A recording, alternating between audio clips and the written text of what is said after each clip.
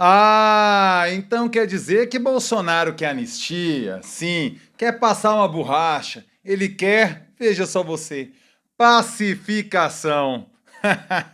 De novo ele teve que ir lá, sentar no colinho de Michel Temer e pegar conselhos para ver como lida, como trata com o Supremo Tribunal Federal e como ele pode vislumbrar um futuro fora da cadeia. E claro que ele deu uma escamoteada ali no discurso, falou assim, não, o anistia é para aqueles pobres coitados que foram presos lá no 8 de janeiro. Rapaziada, 8 de janeiro não é isso que Jair Bolsonaro estava falando. O que ele queria, na verdade, era algo muito mais umbiguista. Ele estava pensando no próprio umbigo. Ele defendeu a anistia para aqueles presos condenados pela depredação, pela tentativa de golpe do 8 de janeiro, mas pensando em si próprio. Sim, ele está pensando na própria anistia como fugir da cadeia. Bolsonaro, desculpe lhe informar, mas não vai rolar não, viu? Até porque a anistia concedida pela ditadura militar, ela tem um vínculo com o que a gente viu na politização, na sedução de parcela considerável das Forças Armadas brasileiras pelo projeto autoritário de Bolsonaro. Porque, veja você, só para dar um padrão, um patamar de comparação para você, a barafunda econômica que a Argentina vive hoje, toda a crise política e econômica, e você não vê milico argentino dando pitaco em nada. Você não vê milico argentino querendo sair do quartel. Por quê? Porque a anistia lá na Argentina não aconteceu. A gente teve general que participou, liderou a brutal, violenta ditadura argentina, ditadura militar argentina, sendo condenado e morrendo sentado na privada da própria cela, que passou a habitar após condenação no judiciário. Ou seja, lá eles partiram para cima daqueles que desrespeitaram a Constituição argentina, mas também os direitos humanos, torturando, matando, desaparecendo com muita gente em território argentino por conta de orientação política. Logo, mesmo com a bagunça institucional, econômica e política que a Argentina vive hoje, você não vê militar dando opinião. Hoje, se a gente partir para uma acomodação, para uma anistia, que passe, claro, pela base ali, que são os que cometeram o vandalismo, a depredação do 8 de janeiro, subindo para os cargos de comando do Exército e também da política, Bolsonaro incluso nessa, a gente vai dar o sinal de que tudo é possível acomodar no país, como acomodamos tantas outras vezes em nosso passado. E isso gera problemas históricos muito sérios, que é você perceber que você pode tentar forçar a barra às vezes, e se der errado, não tem consequências jurídicas e pessoais. Você consegue, num acordão, passar por cima disso. Isso, claro, lhe deixa novamente com uma esperança de que em dado momento, em dado contexto, quando as condições estiverem favoráveis, você possa novamente vir a delinquir contra a democracia. O que a gente não pode aceitar neste momento é uma anistia pela responsabilidade histórica que temos no longo prazo com o país. Porque essas coisas, você planta aqui, ela vai germinar anos depois e os frutos vêm lá adiante. E a gente sabe que os frutos de uma anistia mal dada, eles são nefastos, eles são envenenados pela seiva do golpismo. E o que vimos durante o governo Bolsonaro, o que vimos durante a tentativa de melar a eleição, depois a tentativa de não aceitar o resultado da eleição, a tentativa de não aceitar a diplomação, a tentativa de não aceitar a posse do presidente, é tudo oriunda de uma anistia mal dada ou de anistias mal dadas ao longo de nossa história. Dessa vez, no 8 de janeiro, nesse ano de 2024, eu percebo a mudança de clima histórico, o zeitgeist brasileiro parece que aponta para outro caminho, e se Bolsonaro fala em passar uma borracha em pacificação, primeiro que lhe falta lugar de fala para pedir uma pacificação a alguém que sempre pregou o confronto ao longo de sua trajetória. Falta lugar de fala para ele ao propor uma anistia, alguém que sempre foi muito elogiou de forma bastante generosa, quase que de forma servil é uma palavra errada, mas de forma muito cândida, o ideário da ditadura militar brasileira. Ele sempre agiu de forma cândida em relação a todos aqueles preceitos da ditadura militar brasileira. Falta legitimidade em Bolsonaro para propor uma anistia. E sinto lhe informar, Bolsonaro, olha, o que a gente quer, os brasileiros decentes desse país, é pena para quem atentou contra a ditadura, ou seja, sem anistia.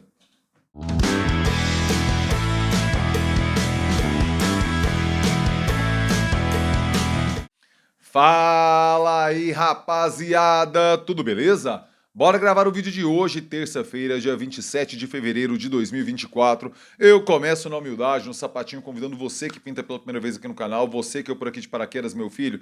Minha filha, me dê a honra, a alegria de contar com sua nobre companhia. Por favor, inscreva-se agora aqui no canal. Sim, inscreva-se agora, clique no sininho, ative as notificações. É desse jeito, é dessa forma que o YouTube lhe avisa quando pinta coisa nova por aqui e pinta muita coisa nova por aqui. Quer me ajudar a garantir a sustentabilidade econômica e financeira aqui do canal? É muito mole, mas principalmente é muito barato. Clube de membros na fita, sim, clube de membros.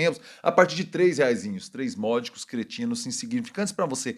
R$3, você me ajuda a manter o trampo rolando por aqui no YouTube redondinho do jeito que tem que ser, beleza? Clube de membros na fita. E você, empresário inteligente, que é sua marca dialogando com as melhores ideias, com as melhores cabeças, com as melhores inteligências da YouTubesfera, não vacile não, pô. Manda um e-mail aqui, vamos patrocinar o jornalismo independente, exercido, praticado aqui no YouTube. Além de você dar uma sustentabilidade financeira para um trabalho necessário para a democracia, a sua marca conversa, dialoga com as melhores cabeças aqui desse ambiente, rapaziada. Bora mandar esse e-mail aqui, fechar esse patrocínio. Eu conto com a sua colaboração. Maravilha? Bora voltar ao assunto de hoje, anistia, que tem uma conexão com outro tema que eu levanto aqui e sempre digo, os links das matérias que eu consulto para gravar os vídeos ficam sempre disponíveis na descrição do vídeo. Hoje são duas matérias do jornal o Globo, uma da coluna Pulso, outra uma coluna da jornalista Bela Megali. Os links estão aqui na descrição do vídeo para que você clique e leia.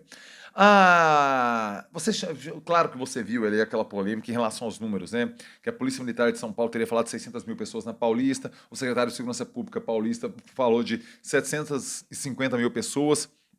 E um estudo da USP, que é o monitor feito pelo monitor do debate político no meio digital da Escola de Artes, Ciências e Humanidades da USP, eles colocaram o número de 185 mil pessoas como?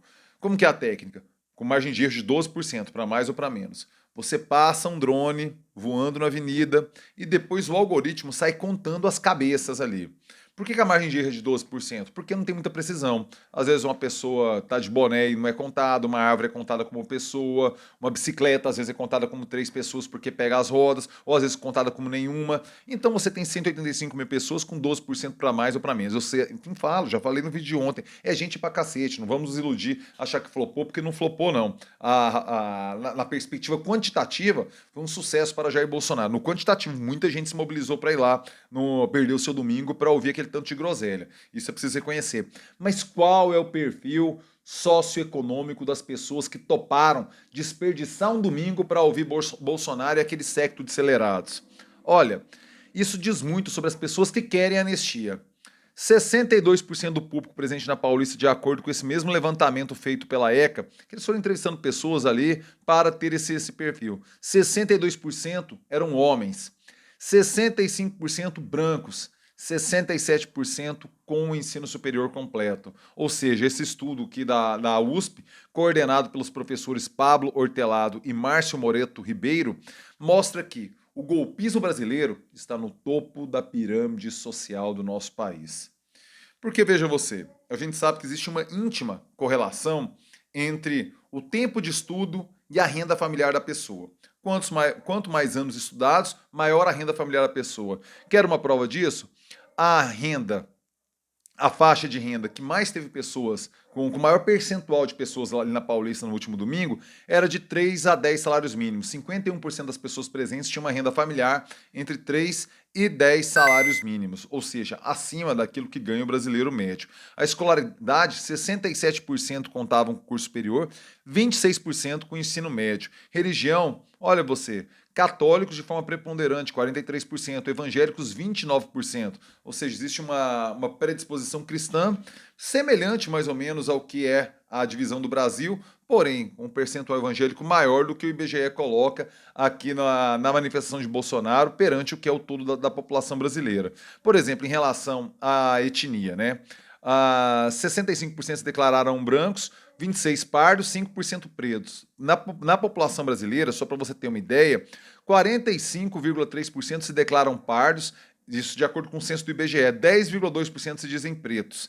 Então, ou seja, existe uma discrepância muito grande entre o captado ali na Avenida Paulista e aquilo que foi captado pelo censo na população brasileira por completo.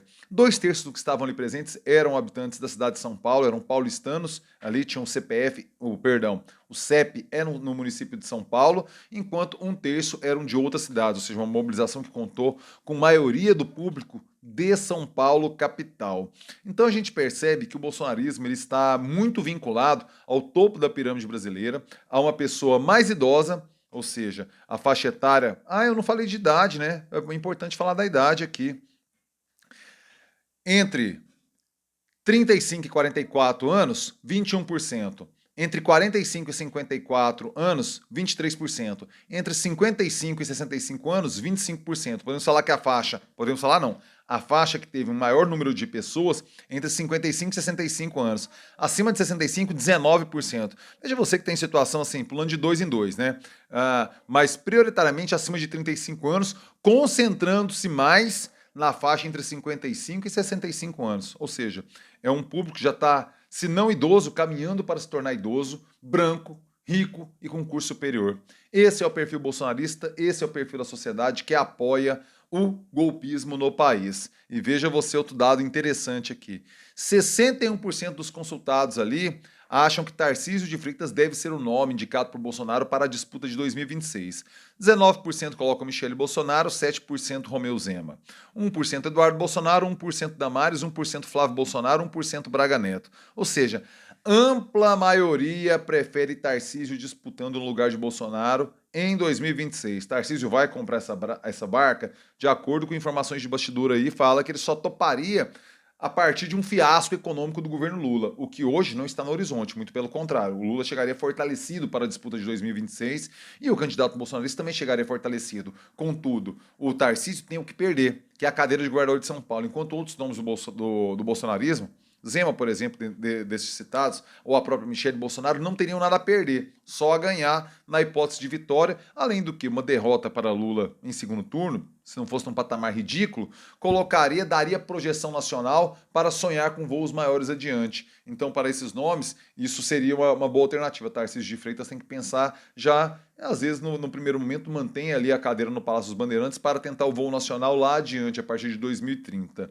Esses são os dados interessantes que coletamos, essas são as informações que vêm também relacionadas à anistia, que de fato nós, democratas, não aceitaremos, e não existe nem clima no judiciário, é bem colocar isso, para uma composição que pudesse gerar uma anistia para o entorno golpista de Bolsonaro. E por ora, temos que pensar que pode espernear, pode chorar, mas Jair Bolsonaro, pelo andar da carruagem, sim, sua hora vai chegar. Sua hora de ver, ó, o sol nascer quadradinho, meu filho. Eu quero saber sua opinião.